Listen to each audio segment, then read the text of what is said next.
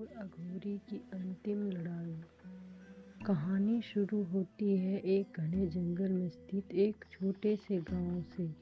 इस गांव का नाम था कालीवन, जहां लोग अजीबोगरीब घटनाओं से डरे सहमे रहते थे। गांव के बीचों बीच एक विशाल पीपल का पेड़ था, जिसे डायन का दरबार कहा जाता था। कहते हैं कि उस पेड़ पर एक डायन का वास था, जो गांव के लोगों पर कहर बरपाती थी। लोगों का मानना था कि गांव की छोटी बच्चियों को अपना शिकार बनाती है और उनकी आत्माओं को पीपल के पेड़ पर कैद कर लेती है। गांव के सरपंच ने कई पुजारियों और तांत्रिकों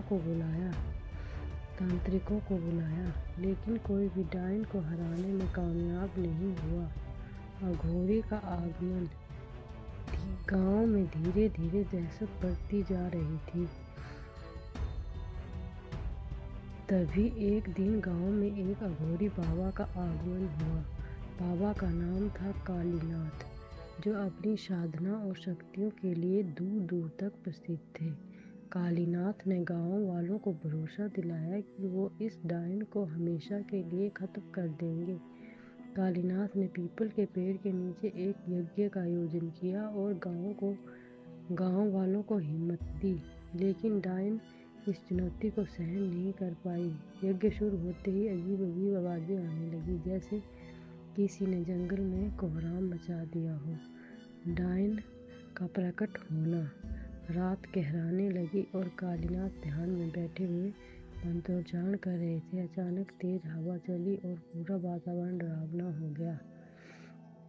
तभी पीपल के पेड़ से एक काली छाया प्रकट हुई। ये वही डायन थी जिसने गांव में आतंक मचाया था। डायन ने कालीनाथ का मजाक उड़ाते हुए कहा, तुम भी मेरी तरह खत्म हो जाओगे जैसे बाकी सब हुए।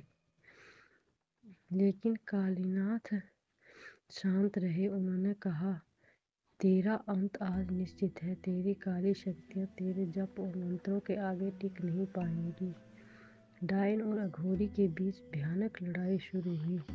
डायन ने अपनी जादुई शक्तियों से अघोरी पर हमला किया। पूरे जंगल में आग की लपटें उठने लगी, पेड़ हिलने लगे और आसमान लाल हो गया। लेकिन कालीनाथ ने अपने त्रिशूल से डायन पर प्रहार किया। डायन ने अपने आखिरी दाव के रूप में अपनी आत्मा को और भी ज़्यादा शक्तिशाली बनाने की कोशिश की, लेकिन कालीनाथ ने अपने मंत्रों से उसे रोक दिया।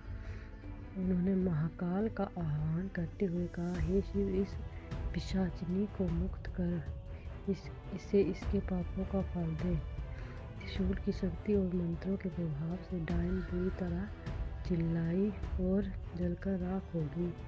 उसके जलने के साथ ही गांव में कैद सभी बच्चियों की आत्माएं मुक्त हो गई। डायन के खात्मे के बाद कालीनाथ ने गांव वालों को आशीर्वाद दिया और कहा, इस पेड़ और इस जगह को अब पवित्र बना दिया गया है। यहाँ कोई भी शक्ति वापस नहीं आ सकती। गांव वालों ने कालीनाथ का धन्यवाद किया और उन्होंने पीपल के पेड़ के नीचे एक शिवलिंग स्थापित किया। इस घटना के बाद कालीवन में शांति लौट आई। ये कहानी हमें सिखाती है कि सच्चाई और हिम्मत के आगे कोई भी बुरी शक्ति टिक नहीं सकती। अगर आपको ये कहानी अच्छी लगी हो तो कृपया चैनल को लाइक, शेयर और सब्सक्राइब ज़रूर कर दें, ताकि ऐसी ही कहानियाँ मैं आपके सामने लाती